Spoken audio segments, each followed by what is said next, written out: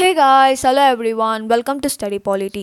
Features of the Constitution பற்றி பார்த்துட்டு இருக்கோம் and இது வந்து part 6 of the video. Part 6ல வந்து நம்ம ரெண்டு டாபிக் பார்க்க போகிறோம். ஒன்று வந்து செக்யுலர் ஸ்டேட், இன்னொன்று வந்து universal adult franchise. First topic வந்து செக்யுலர் ஸ்டேட் பற்றி பார்க்கலாம். ஸோ இந்தியன் கான்ஸ்டியூஷன் வந்து ஃபர்ஸ்ட் அடாப்ட் பண்ணுறப்ப, அதாவது 26 நவம்பர் 1949 வந்து செக்யுலர்ன்ற வேர்ட் வந்து கான்ஸ்டியூஷனில் கிடையாது. அது வந்து ஒரு கான்ஸ்டியூஷனல் அமெண்ட்மெண்ட் ஆக்ட் மூலமாக தான் வந்து ப்ரியாம்பிளில் ஆட் பண்ணப்பட்டுச்சு. என்ன கான்ஸ்டியூஷனல் அமெண்ட்மெண்ட் ஆக்ட் பார்த்திங்கன்னா 42nd கான்ஸ்டியூஷனல் அமெண்ட்மெண்ட் ஆக்ட் 1976 தான் வந்து செக்யுலர்ன்ற வேர்ட் வந்து ப்ரியாம்பிளில் ஆட் பண்ணப்பட்டுச்சு. செக்யுலரிசம் கான்செப்ட் பார்த்திங்கன்னா வெஸ்டர்ன் செக்யுலரிசம் கான்செப்ட் வந்து டிஃப்ரெண்ட்டாக இருக்கும் அண்ட் இந்தியாவில் ஃபாலோ பண்ணுற செக்யுலரிசம் கான்செப்ட் வந்து டிஃப்ரெண்ட்டாக இருக்கும். வெஸ்டர்னில் வந்து complete separation of religion and state, ரிலிஜனையும் ஸ்டேட்டையும் மிக்ஸ் பண்ணாமல் ரெண்டுத்தையும் வந்து தனித்தனியாக வந்து செப்பரேட் பண்ணி வச்சுருப்பாங்க. பட் இந்தியாவில் பார்த்திங்கன்னா எல்லா ரிலிஜனுக்குமே வந்து ஈக்குவலாக ப்ரொடெக்ட் பண்ணுறது தான் வந்து Indian concept of secularism. Protection of all religions equally, அதுதான் வந்து Indian concept of secularism. In ஷார்ட்டாக வந்து வெஸ்டர்ன் கான்செப்ட் வந்து நெகட்டிவ் கான்செப்ட் ஆஃப் செக்யுலரிசம் சொல்லலாம் அண்ட் இந்தியன் கான்செப்டை வந்து பாசிட்டிவ் கான்செப்ட் ஆஃப் செக்யுலரிசம் அப்படி சொல்லி டிஸ்கிரைப் பண்ணலாம். So Indian concept of secularism அந்த கேரக்டரை வந்து ரிவீல் பண்ண நிறைய ப்ரொவிஷன்ஸ் இருக்குது. என்னென்ன ப்ரொவிஷன்ஸ் அப்படி சொல்லி பார்க்கலாம். Secures to all citizen of India liberty of belief, faith and worship. So எல்லா சிட்டிசனுக்குமே வந்து லிபர்ட்டி தரப்படுது of belief, faith and worship. Next வந்து state shall not deny equality before law or equal protection of law. So எல்லா சிட்டிசனுமே வந்து லாக்கு முன்னாடி equal and equal protection of law வந்து தரப்படும் and article 14. State shall not discriminate against any citizen on the ground of religion. So religion காட்டி எந்த ஒரு சிட்டிசனும் வந்து டிஸ்கிரிமினேட் பண்ணப்பட மாட்டாங்க under article 15. Equality of opportunity for all citizen in matters of public employment. So government ஜாப்ஸ்லாம் வந்து எல்லா சிட்டிசனுக்குமே வந்து ஈக்குவல் ஆப்பர்ச்சுனிட்டி வந்து தரப்படும் அண்டர் ஆர்டிகல் 16. நெக்ஸ்ட் வந்து freedom of conscience and the right to freely profess, practice and propagate any religion under article 25. So ஒரு citizen வந்து என்ன ஒரு ரிலிஜன் வேணுமோ அவங்க ப்ராக்டிஸ் பண்ணிக்கலாம் அண்ட் அந்த ரிலிஜனையும் வந்து அவங்க ப்ரொபகேட் பண்ணலாம். ஸோ அவங்களுக்கு வந்து அந்த ரைட் ப்ரொவைட் பண்ணப்படுது, ஃப்ரீடமும் ப்ரொவைட் பண்ணப்படுது அண்ட் ஆர்டிகல் 25. நெக்ஸ்ட் வந்து every religious section shall have the right to manage its religious affairs and article 26. So இந்துசமாக இருக்கட்டும், கிறிஸ்டியானிட்டியாக இருக்கட்டும், இஸ்லாமாக இருக்கட்டும், அந்தந்த ரிலிஜன் கம்யூனிட்டிக்கு அவங்களோட ரிலிஜியஸ் அஃபேர்ஸை வந்து மெயின்டைன் பண்ண வந்து ரைட் வந்து ப்ரொவைட் பண்ணப்படுது அண்ட் ஆர்டிகல் 26. நெக்ஸ்ட் வந்து no person shall be compel to pay any taxes for the promotion of a particular religion and article 27. So நம்ம மிடிவல் பீரியட்லலாம் பார்த்திங்கன்னா ஜிஸ்யா டேக்ஸ் அப்படி சொல்லி ஒன்று கலெக்ட் பண்ணியிருப்பாங்க. ஸோ அந்த மாதிரி டேக்ஸ் எல்லாம் வந்து கலெக்ட் பண்ணக்கூடாது அப்படி சொல்லி அந்த ஆர்டிகல் 26 வந்து அந்த ஆர்டிகல் 27 வந்து சொல்லியிருக்காங்க. ஸோ அந்த ஆர்டிகல் 27 வந்து no person shall be compel to pay any taxes for the promotion of a particular religion. Next வந்து no religious instruction in any educational institution maintain by the state. So ஸ்டேட்டால் maintain பண்ணப்படுற எந்த ஒரு educational இன்ஸ்டியூஷன்லேயும் வந்து religious instruction வந்து தரப்படாது. So இந்த வேர்டு ஸ்டேட் வந்து ரொம்ப முக்கியம். ஸ்டேட்டால் மெயின்டைன் பண்ணுற எஜுகேஷ்னல் இன்ஸ்டியூஷனில் எந்த ஒரு ரிலிஜியஸ் இன்ஸ்ட்ரக்ஷன்ஸும் வந்து தரப்படாது அண்ட் ஆர்டிகல் 28. நெக்ஸ்ட் வந்து any section of citizen shall have the right to conserve distinct language, script and culture and article 28. So இந்தியாவில் வந்து டைவர்ஸ் கல்ச்சர் வேல்யூஸ் வந்து இருக்குது. ஸோ எந்த ஒரு செக்ஷன் ஆஃப் சிட்டிசன்ஸும் வந்து அவங்களோட டிஸ்டிங்க்ட் லாங்குவேஜை வந்து கன்சர்வ் பண்ணுறதுக்கும் அவங்களோட கல்ச்சரை வந்து கன்சர்வ் பண்ணுறதுக்கும் வந்து ஃப்ரீடம் அண்ட் ரைட் வந்து தரப்படுது அண்டர் ஆர்டிகல் 29. மைனாரிட்டிஸ்க்கு வந்து ரைட் தரப்படுது to establish and administer educational institution of their own choice under article 30. So அந்த ஆர்டிகல் 30 வந்து மைனாரிட்டிஸ்க்கு வந்து ரைட் தரப்படுது to establish and administer educational institution of their own choice. Next வந்து state shall endeavour to secure for all its citizens a uniform civil code under article 44. So இது வரைக்கும் நம்ம பார்த்ததெல்லாம் ஃபண்டமெண்டல் ரைட்டு. ஆர்டிகல் 44 வந்து DPSP கீழே வரும், அதாவது directive principle of state policy கீழே வந்து யூனிஃபார்ம் சிவில் கோட் வந்து வரும்.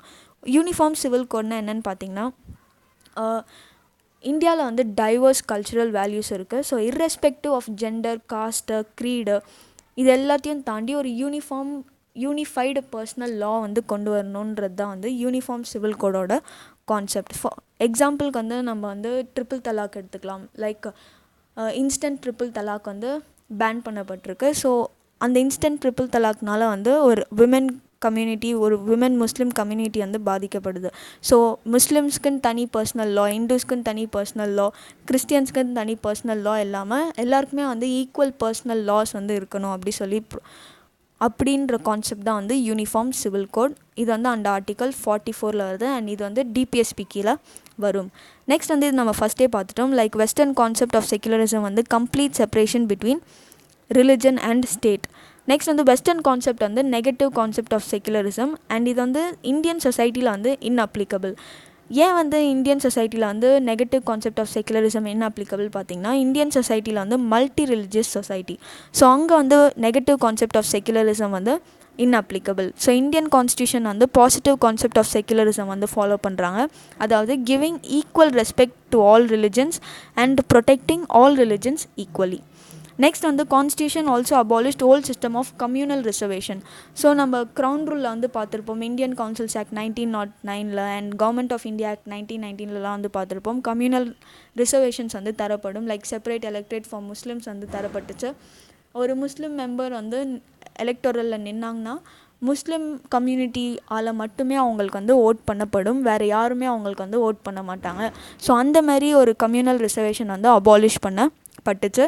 நெக்ஸ்ட் வந்து temporary reservation of seats to SC and ST to ensure adequate representation to them.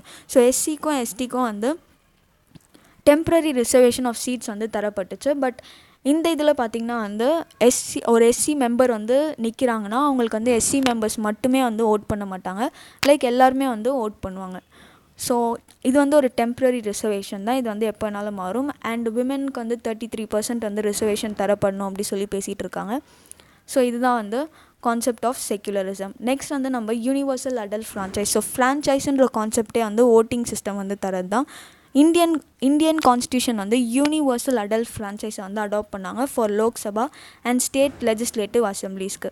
So universal adult franchise அப்படி சொல்லி பார்த்திங்கன்னா என்னென்னு பார்த்திங்கன்னா, நம்ம க்ரௌன் ரூலில் பார்த்துருப்போம் ஃப்ரான்ச்சைஸ், அதாவது ஓட்டிங் சிஸ்டம் வந்து சில பேருக்கு மட்டும் ப்ரொவைட் பண்ணியிருப்பாங்க. லைக் ப்ராப்பர்ட்டி இருக்கிறவங்கக்கிட்ட அண்ட் படித்தவங்கக்கிட்ட அண்ட் மேலுக்கு அந்த ஜெண்டர் பயாஸ்ட் இருக்கும், லைக் அண்டு டிஸ்கிரிமினேஷன் இருக்கும் ஓட்டிங் ரைட்ஸில். பட் யூனிவர்சல் அடல்ட் ஃப்ரான்ச்சைஸில் வந்து எந்த ஒரு டிஸ்கிரிமினேஷனுமே இல்லாமல் எல்லாருக்குமே வந்து ஈக்குவல் ஓட்டிங் ரைட் வந்து தரப்படும். அண்ட் இந்தியன் கான்ஸ்டியூஷனை வந்து யூனிவர்சல் அடல்ட் ஃப்ரான்ச்சைஸ் வந்து அடாப்ட் பண்ணாங்க. So every citizen of 18 years of age ஆனோடனே வந்து ரைட் டு ஓட் வந்து அவங்களுக்கு தரப்படுது without any discrimination of caste, race, religion, sex, literacy, wealth and so on.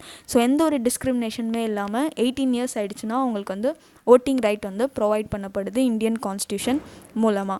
And voting age வந்து ஃபர்ஸ்ட் அந்த Indian கான்ஸ்டியூஷனில் 21 years வந்து இருந்துச்சு. அண்ட் அதை வந்து ரெடியூஸ் பண்ணி 18 yearsக்கு மாற்றினது வந்து 1989. என்ன கான்ஸ்டியூஷனல் அமெண்ட்மெண்ட் ஆக்ட் மூலமாக பார்த்திங்கன்னா 61st கான்ஸ்டியூஷனல் அமெண்ட்மெண்ட் ஆக்ட் 1988 மூலமாக தான் வந்து இந்த ஏஜை வந்து ரெடியூஸ் பண்ணாங்க. ஃப்ரம் 21 to 18 years வந்து ரெடியூஸ் பண்ணாங்க. நெக்ஸ்ட் வந்து கான்ஸ்டியூஷன் மேக்கர்ஸ் வந்து யூனிவர்சல் அடல்ட் ஃப்ரான்ச்சைஸ் வந்து அடாப்ட் பண்ணது வந்து ஒரு bold experiment and highly remarkable அப்படி சொல்லி டிஸ்கிரைப் பண்ணியிருக்காங்க. ஏன் அப்படி சொல்லி பார்த்திங்கன்னா, இந்தியா வந்து ஒரு vast size of the country, huge population வந்து இருந்துச்சு, ஹை பாவர்ட்டி இருந்துச்சு, சோஷியல் இன்இக்வாலிட்டி இருந்துச்சு, ஓவர்வெல்மிங் இல்லிட்ரஸி இருந்துச்சு, நிறைய பேர் படிக்காமல் இருந்தாங்க, சோஷியல் இன்இக்வாலிட்டி இருந்துச்சு, பாவர்ட்டி இருந்துச்சு. இது எல்லாத்தையும் தாண்டி வந்து இந்தியன் கான்ஸ்டியூஷன் வந்து யூனிவர்சல் அடல்ட் ஃப்ரான்ச்சைஸ் வந்து அடாப்ட் பண்ணாங்க. ஸோ பெரிய பெரிய கண்ட்ரீஸ் லைக் யூஎஸ், பிரிட்டன் இவங்களாமே பார்த்திங்கன்னா யூஎஸில் வந்து விமென்க்கு வந்து 1920 தான் வந்து ஓட்டிங் ரைட் வந்து தரப்பட்டுச்சு. பிரிட்டனில் வந்து 1928 தான் எல்லாருக்குமே ஓட்டிங் ரைட் தரப்பட்டுச்சு. அண்ட் யூஎஸ்எஸ்ஆர் இப்போ உள்ள ரஷ்யாவில் வந்து 1936 தான் வந்து ஓட்டிங் ரைட் தரப்பட்டுச்சு. ஃப்ரான்ஸில் வந்து 1945, இட்டாலியில் வந்து 1948 தான் தரப்பட்டுச்சு. அண்ட் சுவிட்சர்லாண்டில் பார்த்திங்கன்னா வந்து 1971 தான் வந்து தரப்பட்டுச்சு. இப்படி ஒரு பெரிய பெரிய கண்ட்ரீஸ்லேயே வந்து ஓட்டிங் ரைட் வந்து எல்லாருக்குமே ஈக்குவலாக வந்து லேட்டாக தான் ப்ரொவைட் பண்ணப்பட்டப்போ இந்தியாவில் வந்து ஃப்ரீடம் வாங்கினோன்னே வந்து யூனிவர்சல் அடல்ட் ஃப்ரான்ச்சைஸ் வந்து அடாப்ட் பண்ணாங்க. ஸோ இது வந்து ஹைலி ரிமார்க்கபிள் அப்படி சொல்லி டிஸ்கிரைப் பண்ணியிருக்காங்க.